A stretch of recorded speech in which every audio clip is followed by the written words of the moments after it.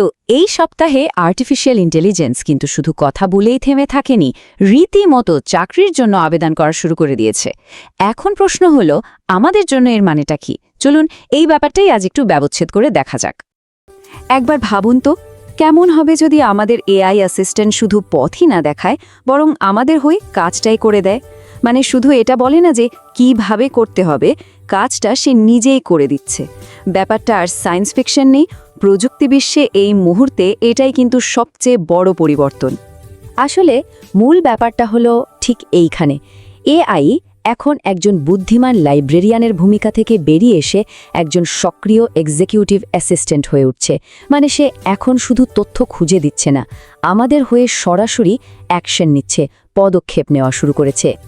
আর এই যে নতুন যুগের কথা আমরা বলছি, তার প্রথম বাস্তব উদাহরণটা কিন্তু চলে এসেছে, আর সেটা এনেছে অ্যানথ্রপিকের ক্লড।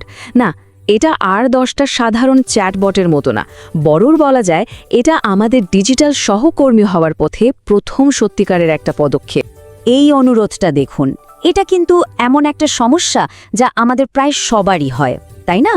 অগোছালো ডাউনলোড ফোল্ডার, একটা ইউনিভার্সাল প্রবলেম।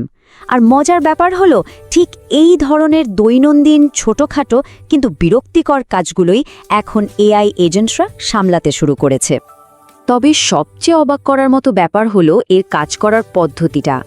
দেখুন, এটা প্রথমে পরিস্থিতিটা স্ক্যান করে, তারপর একটা প্ল্যান তৈরি করে, আর সবচেয়ে গুরুত্বপূর্ণ বিষয় হলো কাজটা করার আগে অনুমতি চায়।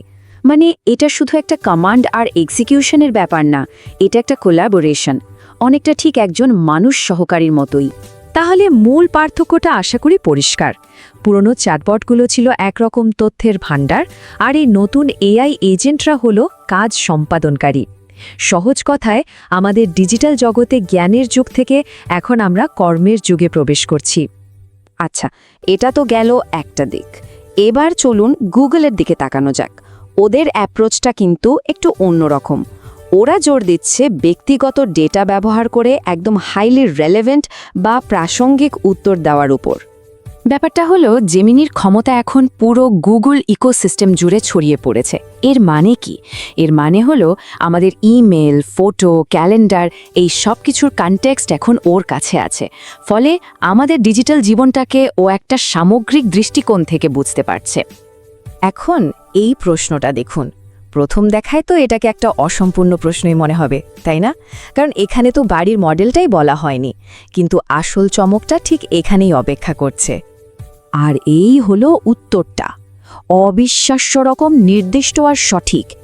জেমিনি কিন্তু এখানে কোনো আন্দাজ করেনি, ও একদম সঠিকভাবে জানত যে গাড়িটা কোনটা। প্রশ্ন হলো, কিভাবে এটা সম্ভব হলো? গুগল এই জিনিসটাকেই বলছে পার্সোনাল ইন্টেলিজেন্স।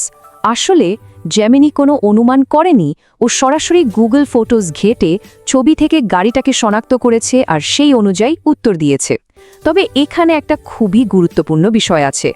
গুগল কিন্তু পরিষ্কারভাবে বলছে যে এই ব্যক্তিগত ডেটা শুধু ওই নির্দিষ্ট প্রশ্নের উত্তর দেওয়ার জন্যই ব্যবহার করা হয়, তাদের এআই মডেলকে ট্রেনিং দেওয়ার জন্য নয়। প্রাইভেসি রক্ষার ক্ষেত্রে এটা কিন্তু একটা বিশাল বড় প্রতিশ্রুতি। তো আমরা বাইরে থেকে যে অসাধারণ সব প্রোডাক্ট দেখছি, তার পর্দার আড়ালে কিন্তু চলছে এক তীব্র কর্পোরেট প্রতিযোগিতা আর নাটক। চলুন এবার সেই পর্দার পেছনের গল্পটা একটু শুনে আসা যাক। এই টাইমলাইনটা দেখলে মনে হবে কোনো কর্পোরেট থ্রিলার সিনেমার স্ক্রিপ্ট। ইন্ডাস্ট্রিতে গুজব রটেছে ইন্ডাস্ট্রিয়াল এসপিওনাজের, মানে শিল্প গোয়েন্দাগিরির, যেখানে বলা হচ্ছে জোফ নাকি ডবল এজেন্ট হিসেবে কাজ করছিলেন। যদিও পুরোটাই এখনও জল্পনা কল্পনার পর্যায়ে, কিন্তু এই হাই স্ট্যাক্স ড্রামা একটা জিনিস পরিষ্কার করে দিচ্ছে, এআই এর বাজার দখলের লড়াইটা কতটা তীব্র হয়ে উঠেছে। এখানে ট্যালেন্ট আর ট্রেড সিক্রেটই হলো সবচেয়ে মূল্যবান সম্পদ। এদিকে অ্যানথ্রপিকের দিকেও কিন্তু একটা নাটকীয় মোড় এসেছে। ওরা হঠাৎ করে ঘোষণা দিল যে তাদের এপিআই কি, যেটা অনেকটা একটা ডিজিটাল চাবির মতো, যা দিয়ে ডেভেলপাররা ক্লড খেয়ে অন্য অ্যাপের সাথে কানেক্ট করে, সেটার কোনো থার্ড পার্টি টুলে ব্যবহার করা যাবে না। এই সিদ্ধান্তে অনেক ডেভেলপার রীতিমতো অবাক হয়ে যায়। এখানে দুই কোম্পানির কৌশলের পার্থক্যটা একদম চোখে পড়ার মতো। একদিকে অ্যানথ্রপিক যখন দরজা বন্ধ করে দিচ্ছে, ঠিক সেই মুহূর্তে ওপেন এআই একটা বড় সুযোগ দেখতে পেল। ওরা ঠিক সেই টুলগুলোকে সাপোর্ট দেওয়ার জন্য কাজ শুরু করে দিল যেগুলো অ্যানথ্রোপিক ব্লক করেছে। এটা হতাশা ডেভেলপার কমিউনিটিকে নিজেদের দিকে টেনে আনার জন্য খুবই চতুর একটা চাল ছিল। আচ্ছা, কর্পোরেট ড্রামার বাইরেও কিন্তু কিছু ফান্ডামেন্টাল বা মৌলিক প্রযুক্তিগত উন্নতি হচ্ছে, আর এগুলোই হলো সেই ভিত্তি যার উপর দাঁড়িয়ে ভবিষ্যতের এআই এজেন্টরা আরও অনেক বেশি স্মার্ট আর ক্রিয়েটিভ হয়ে উঠবে। উদাহরণ হিসেবে বলা যায় গুগলের ভিডিও মডেল। এটা এখন বিভিন্ন দৃশ্যে একটা ক্যারেক্টারের কনসিস্টেন্সি বা ধারাবাহিকতা ধরে রাখতে পারে, আবার ভার্টিক্যাল ভিডিও বানাতে পারে। ভাবুন তো, এই ধরনের মাল্টি স্টেপ ক্রিয়েটিভ কাজ করার ক্ষমতাটা ভবিষ্যতের এআই এজেন্টদের জন্য কতটা জরুরি হবে। হয়তো ওরাই আমাদের জন্য প্রেজেন্টেশন বা সোশ্যাল মিডিয়া কন্টেন্ট তৈরি করে দেবে। শুধু তাই না, অনুবাদের জগতেও আমরা দুটো ভিন্ন কৌশল দেখতে পাচ্ছি। একদিকে গুগল একটা ওপেন সোর্স মডেল রিলিজ করে ডেভেলপারদের ইনোভেশনের সুযোগ করে দিচ্ছে, আর অন্যদিকে ওপেন এআই সরাসরি একটা প্রতিদ্বন্দ্বী প্রোডাক্ট নিয়ে বাজারে নেমেছে।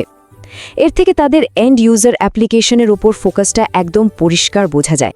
তাহলে সব মিলিয়ে মূল কথাটা কি দাঁড়ালো? মূল কথাটা হলো এআই এখন চ্যাট উইন্ডো থেকে বেরিয়ে আমাদের অপারেটিং সিস্টেম, আমাদের অ্যাপস, আমাদের ফোনে ঢুকে পড়ছে। আর এর সবচেয়ে বড় প্রমাণ হলো ওই খবরটা যেখানে শোনা যাচ্ছে অ্যাপল তাদের আইফোনে জেমিনিকে ইন্টিগ্রেট করার জন্য আলোচনা করছে। মানে এআই আর এমন কোনো অ্যাপ থাকছে না যা আমরা মাঝে মাঝে খুলি।